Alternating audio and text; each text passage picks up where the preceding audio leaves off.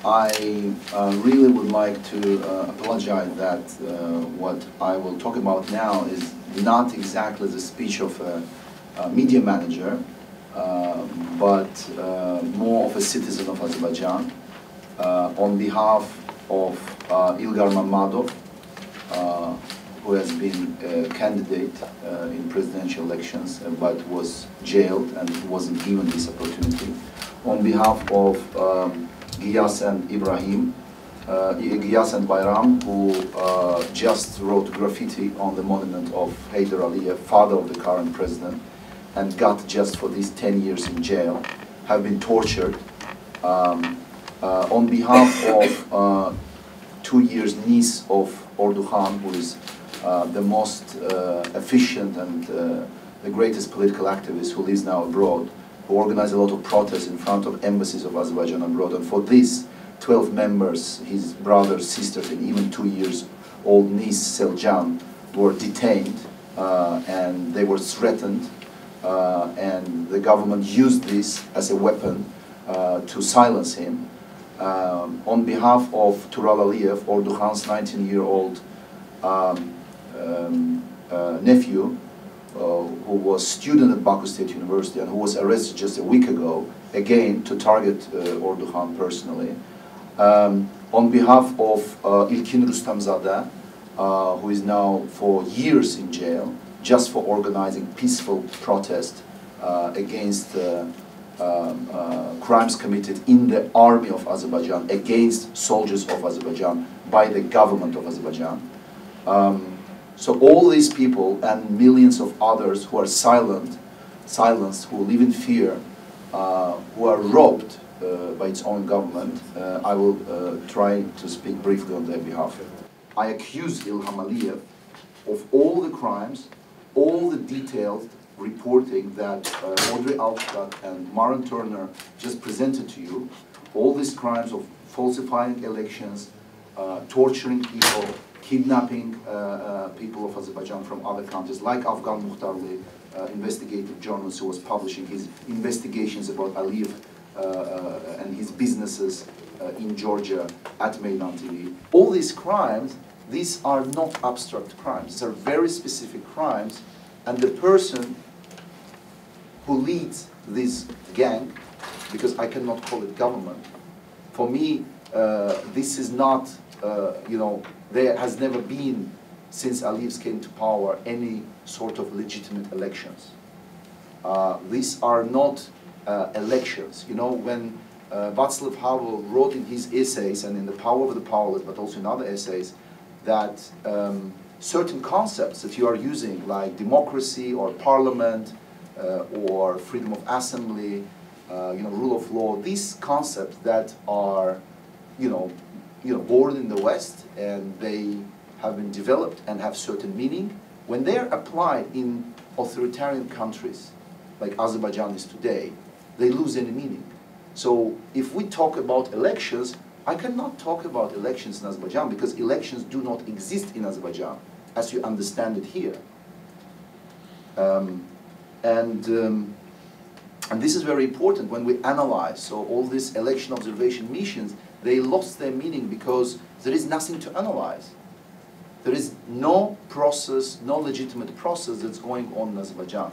So today, I stand here and again, on behalf of people of Azerbaijan, accuse Ilham Aliyev for stealing 2.5 billion US dollars and allocating this in British offshore bank accounts, and using this money not just against people of Azerbaijan, but against Europe, European Union, against US, what they have been doing with this money. And this is just 2.5 billion. This is money that has been put in these accounts by companies linked to Aliyev family, linked to International Bank of Azerbaijan, linked to ministries of Azerbaijan. This was the top story at The Guardian. So Organized Crime and Corruption Network, or CRP, investigated this. There is evidence for this. From just 2012 till 2014, 2.5 billion. Just think about this. 3 million in average per day has been channeled from Azerbaijan to British offshore bank accounts to bribe European politicians, American politicians, journalists, expert community. This is when you talk about Aliyev as a friend, as ally, because there are such American politicians and European politicians who talk about Aliyev as an ally. You have to think about this. What Aliyev has been doing, what this family has been doing now for decades, they have been destroying and committing crimes not just against people of Azerbaijan. They have been committing crimes against United States of America, against European Union member states. The Council of Europe, in fact, just published a report. It's more than 200 pages, which exactly detailed how they have been spending these tens of millions and hundreds of millions, bribing European politicians, not just any politicians. Luca Volonté, who has been accused now of receiving more than 2 million euros from our government, he wasn't just any politician. He was leader of the fraction of European People's Party in the Parliamentary Assembly of the Council of Europe. Another case, CNN producer Eckhard Sager, if I pronounce his name correctly. So look, if you watch at CNN, what CNN is doing, they're promoting this dictatorship. They're promoting this money which is coming also from these offshore bank accounts, from various ways of, of money that has been robbed from people of Azerbaijan. So there has been called to investigate how Aliyev regime has corrupted also members of EU Parliament, and I think it's time that in US Congress there is also investigation about if and how Aliyev regime corrupts politicians, journalists, media, expert community in US. 2 former US ambassadors are now on the payroll of Aliyev regime. It's a shame. If I would be American, I would feel ashamed. So it's not just about Azerbaijan. Aliyev became symbol of corruption. It's global symbol of corruption. Someone who commits crimes against his own people, someone who is very effective. Azerbaijan is a small country. For a small country, Aliyev is extremely effective in helping to spread narratives like Kremlin propaganda spreads around the world. What does Kremlin propaganda say? That West is corrupt.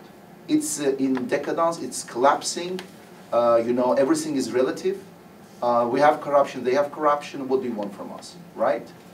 This is exactly word by word what Azerbaijani state propaganda says every day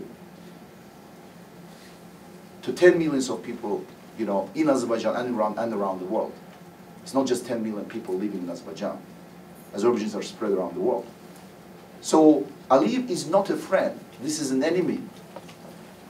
And so, in my view, it is extremely important to talk about sanctions against Aliyev, because he is on the top of this criminal pyramid. And he became a symbol. It became fashionable today to be a dictator, to be authoritarian. You know this here in the US, in Europe. It becomes more, the journalists are not just killed in Azerbaijan anymore, they are killed in Europe. They're attacked in the US. And if you think, conservatives or Democrats, that just focusing on US will save US, well, I have bad news for you. The very reason that the front lines of freedom of expression, democracy, freedom at large are not in this post-Soviet space anymore, but in Hungary, in Poland, in US, in Britain, in France, is because for 2 decades, European and American politicians thought that the best way to deal with people like Aliyev is to avoid escalation. Every time when some media has been shut down, some politician has been killed, political activists have been jailed, what was the reaction? Statement of, we are deeply concerned, accepting the reality, signing more contracts, more business, energy issues, security issues. all this backfired, because you have to understand, leaders like Aliyev, they have this gangster mentality. They do not look, Aliyev doesn't say anything bad about Russia or Putin. The entire day, he himself and his entire propaganda, talking very tough language against Europe, against US. They shut down radio liberty in Azerbaijan. Even Putin didn't shut down radio liberty in Moscow, you know. He thinks that, you know, these are weak leaders. They cannot do anything to him. He can bribe American, European politicians into accepting his way of life. And it's not just his way of life. This is the way of life and thinking supported by all dictators around the world. And this is coming to your home. This is in US now, this is in Europe now. If you're Le Pen, and if you're supported by another dictatorship, you can go to bank and take millions to fund your campaign. Now, show me the bank where you can go if you want to become president of Russia, if you want to become president of Uzbekistan, if you want to become a president of any other dictatorship, fight against dictatorship. Is there any bank you can go and take so much money? So dictators became, like Aliyev, again, much more creative. You know, the entire global civil society infrastructure of supporting freedom, we have to accept it, became more outdated. I really would like to thank Helsinki Commission, Chris Smith personally, many congressmen and people in the US government, in Europe, who understand this and try to put, for example, Azerbaijan officials on the sanction list, try to put Russian officials who violate human rights in Russia on sanction list and do that. But unfortunately, this is not mainstream political decision making. You know, much more needs to happen. So at the end, I would like really to repeat that it is extremely important to put personally Ilham Aliyev on this sanction list, to show example, not just to Azerbaijan, not just send message, you know, around the world, but also to send message here in US at this difficult time, to show people, you know, in US and around the world what US is really about. That it's about values, it's about democracy, it's about human rights. And if you stop promoting this abroad, you will have these problems at home. Thank you very much.